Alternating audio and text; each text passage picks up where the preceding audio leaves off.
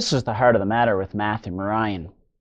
There's this man who is very wealthy. He had butlers, he had numerous cars, he had a huge house. In fact, he had houses all across America.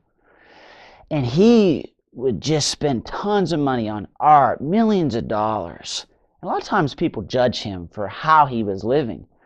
But if I was to tell you that he was giving away 90% of his income and only living on 10%, how would you feel about him now? What if I told you that he was supporting 50 missionaries across this world all by himself?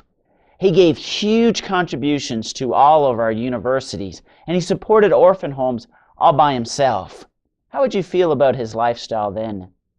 It's interesting, in the book of Haggai, the problem is that the people in Haggai's time are living in paneled houses, glorious homes, but the temple is left in ruins.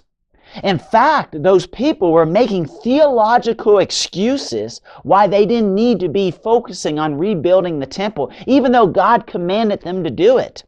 They were saying that if they were to rebuild the temple, that they were not obeying God's command because they believed that the Messiah was going to come down and rebuild the temple. Therefore, they could spend their money on what they wanted, on their own homes. Haggai rebukes this attitude. He says, you need to get your priorities right.